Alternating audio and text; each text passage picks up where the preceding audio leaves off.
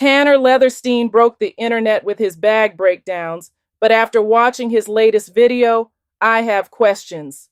And I'm not the only one.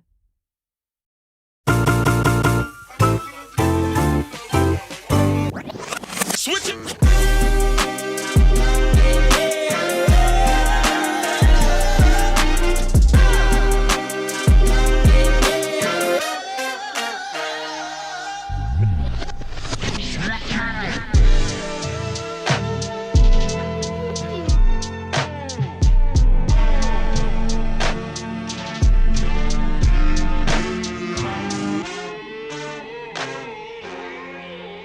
Welcome back to Vanity Table Talk, where we peel back the layers of luxury, shine light on what's real, and expose what's really going on behind the beauty.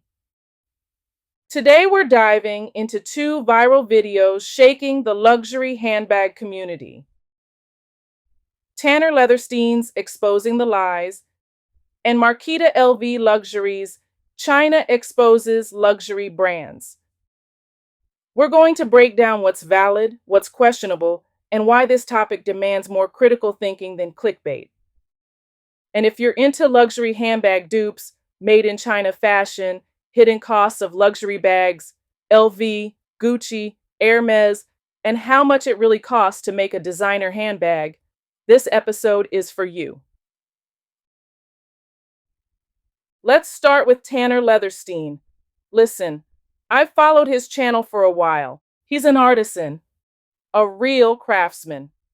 When he talks about leather, how it smells, how it stretches, how it's tanned, I'm listening because that's his lane. That's his lived expertise.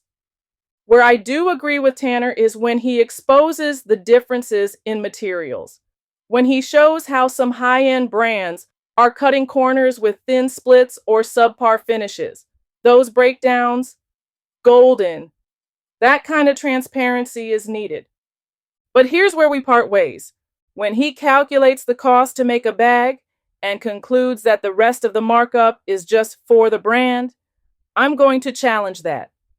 That may be true in a simplistic artisan to consumer equation. But luxury brands operate on a whole other scale. We're talking layers of labor, logistics, quality control, legal, R&D, marketing, distribution, taxes, import fees, and yes, some very strategic scarcity. So no, the markup isn't just for the brand. There's overhead, there's history, there's investment into the brand DNA. That's why an Hermes Birkin isn't just a bag. It's a cultural symbol. It's an investment piece. That's why people aren't lining up for mass-produced $200 replicas that smell like glue. But look, I'm not saying I agree with the brand's hefty price tag.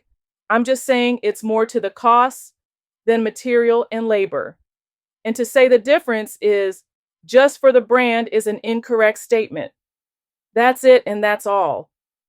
Now let's move to Marquita LV Luxury's video, China Exposes Luxury Brands. I appreciated her honesty and especially her transparency as a business owner.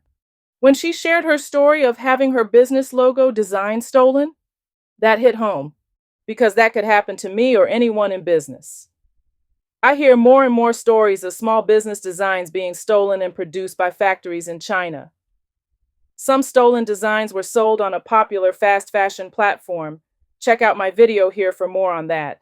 Look, we have known and seen for years fakes, particularly luxury handbags.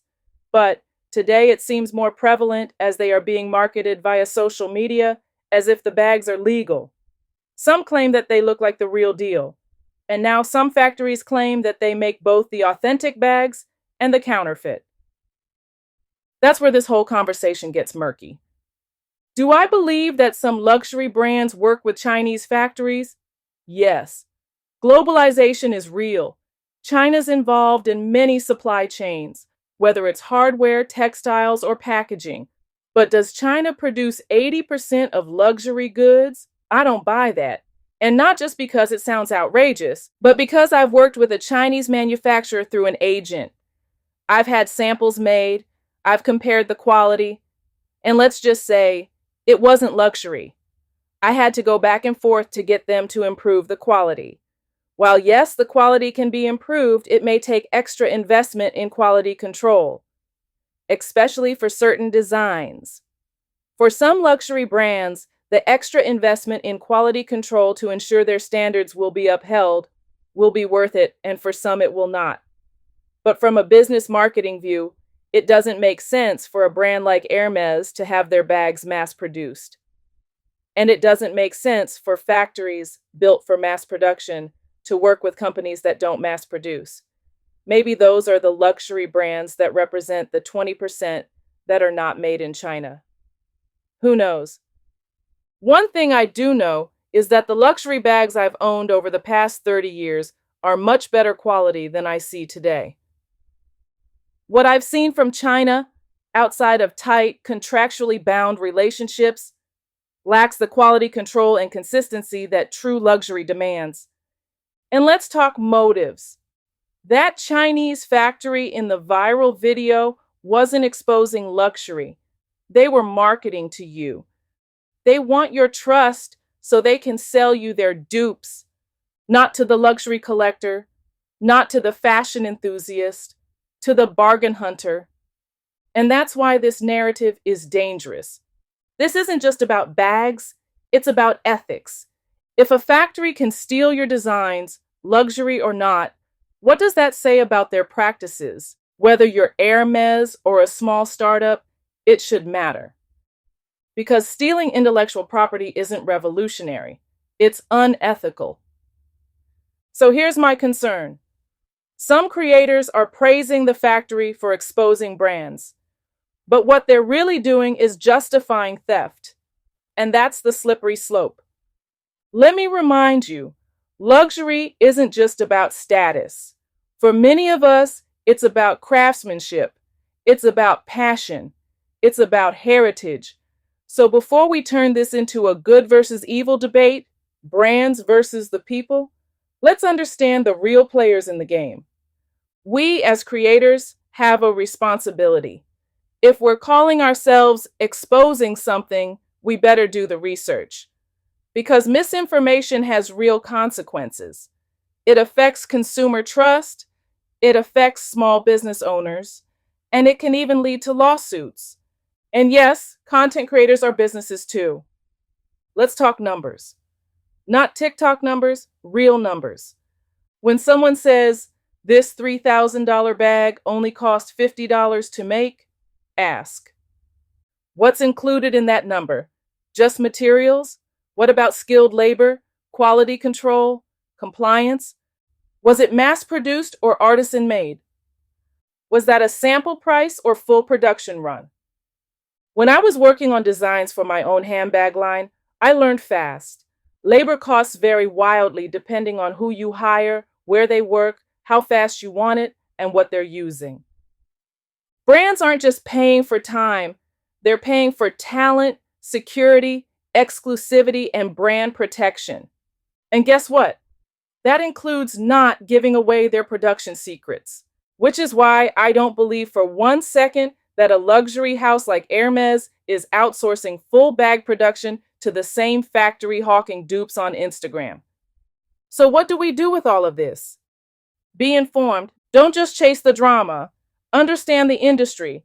Ask deeper questions. Be careful about spreading facts that come from unverified sources. Respect artisans like Tanner for their expertise, but don't forget the complexity of business, branding, and global trade. And shout out to Marquita LV Luxury for showing that integrity in business matters, whether you're luxury or not. Let's be the kind of luxury lovers who think critically, shop ethically, and respect the game. If you're with me, make sure to like, share, and subscribe. Leave a comment below.